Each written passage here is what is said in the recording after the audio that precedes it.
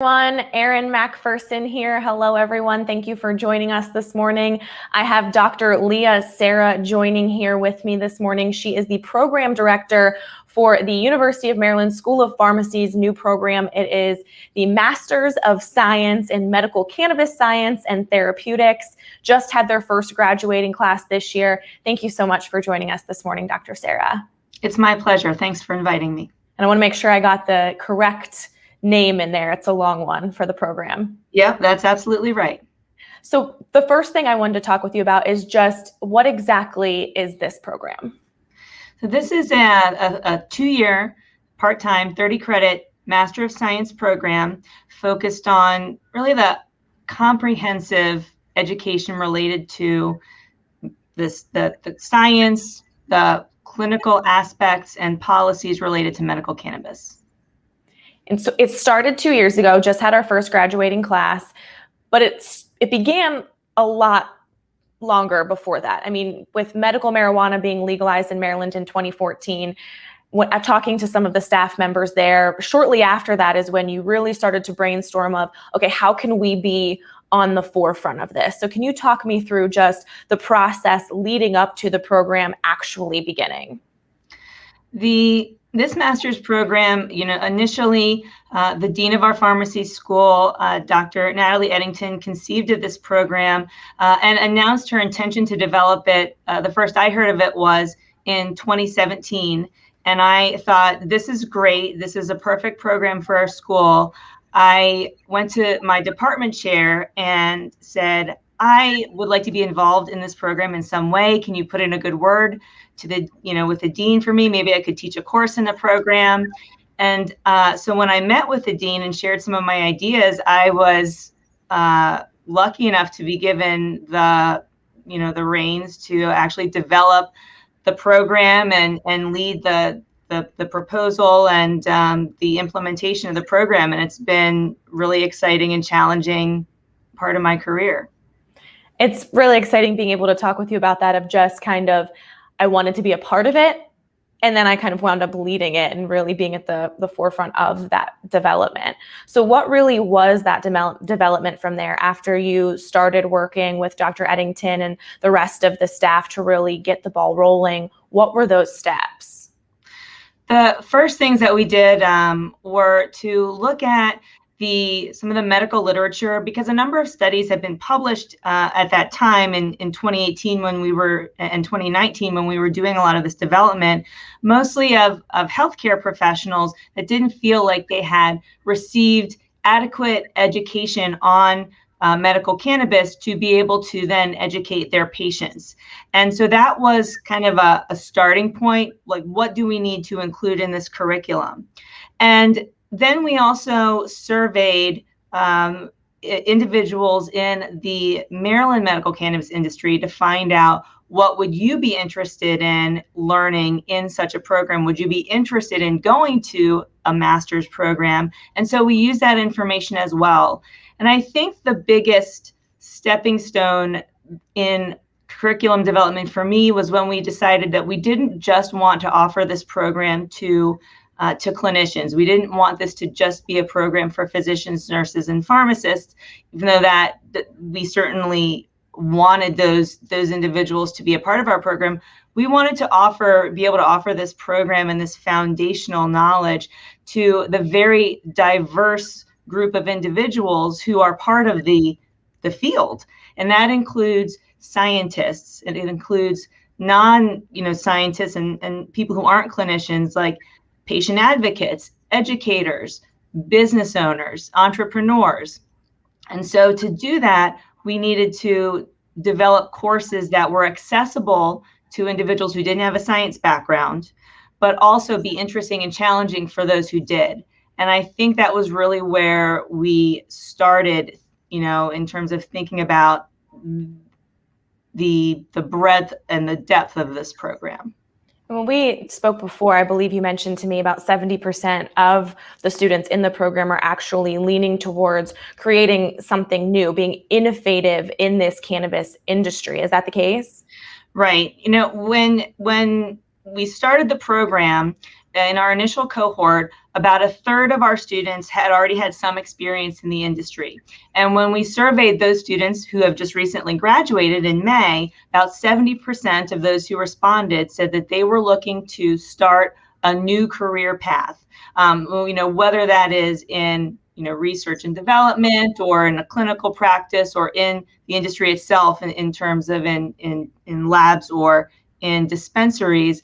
A lot of our students are looking for a change in their personal career path.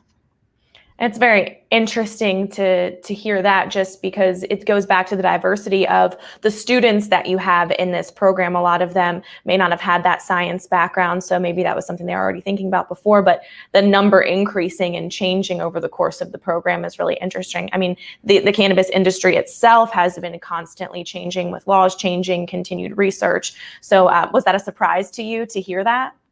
It was, I don't know if it was a surprise, but it was kind of a very exciting validation. We knew, and our students knew when we started, that we were all doing something that hadn't been done before. And so it doesn't surprise me that the students who want to be a part of our program are going to be trailblazers and are going to want to start something new, just by virtue of them seeing our program, even though it was a new program, trusting us to provide them with the foundation that they needed to take those next steps. Was really, exciting and validating for us that, really worked hard to put the program together. Can you discuss the importance of this program just when it comes to educating this array of students, since the industry is relatively new and continuing to grow? Sure. This program, just like all of the programs at the University of Maryland School of Pharmacy, the focus of our program is really the patient, our patients. And at the heart of our program is improving care for patients. Whether that is, if you're a clinician in our program and you're going to take what you know back to your medical practice to educate your patients, or if you are going to go and do research and development, as a chemist. If you're going to go and help develop well-informed policies that improve access to patients and improve the safety of cannabis products for patients. Because this industry is so diverse and it is evolving so quickly, providing that foundation for all of our students to go back out into the different areas of that field, with the one same goal of improving patient care. In this first graduating class, 122 students, I believe Dr. Eddington told me. This next graduating class, double that. So in the fall of 2022, enrollment starts in just about a week. So is that, you plan on expanding even more numbers, or is there a goal for how many people you want in this program annually? Oh, we had 132 just graduate in May, and we've got right now 250 in our, what is now our second year, our second cohort, and we are enrolling another 250 this fall. And right now we don't have plans to expand that any further. We really want to be cognizant of the limits of our faculty to provide quality education to our students. And so we, unfortunately, we can't accept everybody who wants to apply and who wants to be a part of our program. And but we are very appreciative of all of the interest, and just want to continue to provide quality medical cannabis education. And the majority of this program is online.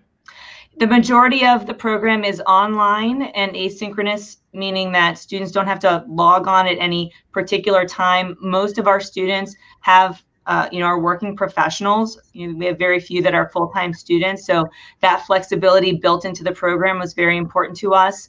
But we do have 4 required in-person events at the universities at Shady Grove. Those are the symposiums that we have, one in the fall and one in the spring, each year of the program. And those are opportunities for students to connect with each other, to network with industry professionals, and of course with us as faculty. And although we only were able to have one prior to the onset of the pandemic, it was a wonderful event, and we're actually able to host in-person events this fall again. And so I'm really looking forward to meeting with the students. Just having that energy was really a wonderful experience in 2019 when we launched the program. And I know it's going to be that way this fall again. I'm sure people are excited to get back together. Everybody is, right? Yeah.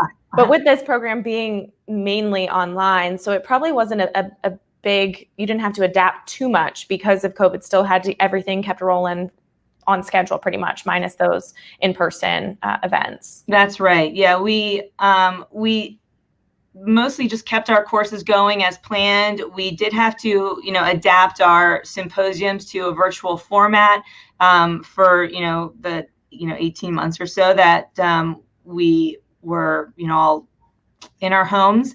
But, I think that some of the things that came out of that will stay. Of course, we're going back to our live symposiums, and I'm really looking forward to that. But we probably will continue to have things like virtual networking sessions and virtual career fairs, because we're able to bring industry professionals who can't necessarily travel to Maryland for a symposium. We're still able to bring those professionals together with our students to, really help prepare our students to go out into the industry and forge their own path. I feel like that's a huge part of, or when I spoke with one of the students, she mentioned to me that it was a huge part of, it was exciting to be in the classroom, even though it's virtual, and having that education, but really being able to meet people outside was where all of those connections came, and how her future kind of was able to be formed. And we'll put a little plug in here right now for that. So the full story that we're doing on this program is airing tonight on WMAR-2 News at 6 o'clock. So we talk with Dr. Sera. I know we've been talking with her for the last 10 minutes or so, but we talk with Dr. Sera. We hear from Dr. Eddington, the Dean of the School of Pharmacy, as well as a student who actually was a patient before becoming a student and wanted to educate herself to help other patients. So really great all around, getting every aspect of the program. But Dr. Sera, is there anything else that you wanted to add just about the program in general? It's been wonderful experience for me as a program director. I've met wonderful students, and our application cycle for fall of 2022 opens on July 31st. So if you're watching this and you're interested, please consider applying. And I did have one more quick question for you. I know we spoke too about just kind of the challenges of getting this program up and running since it was so new. People had no idea what was going on. This is the first graduate degree program of its kind in the country. So with that being said, what were some of those challenges? I know the Attorney General had to get involved. Can you just kind of explain that for me? Sure. I for the most part, we really received an amazing amount of support, and in terms of, people were interested in this program, and they saw the value in this program really right away. But because of the federal status of cannabis still being Schedule I, there were some things that we are unable to include in our curriculum. One is that our students don't handle any cannabis, so we don't have any physical interaction with the cannabis plant, and we don't teach our students how to cultivate cannabis plants or really teach anything that's agriculture related, and that really makes sense for us. We're a pharmacy school, and so our expertise really is in the areas of medication development, medication science, and therapeutics, and in medication-related policy. And rather than teaching about agricultural methods.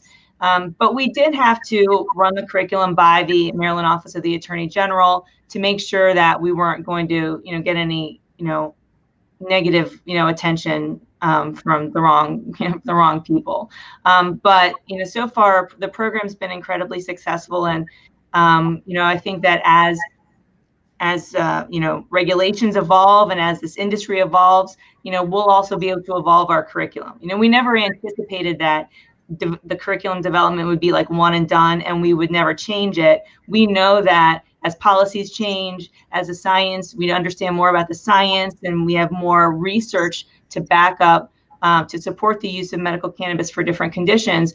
Our courses will have to evolve and change and add different things as well. So we're constantly looking to how does our program grow along with this field? Okay. I'm sorry I fibbed. I have one more quick question. So, but for you, why are you so passionate about being involved and having this program available? My background, my clinical background and training is in palliative medicine and pain management. So palliative medicine is the care of people who have an advanced illness and hospice care. And so my first introduction to cannabis as medicine was back in my residency training back in 2011 and 2012.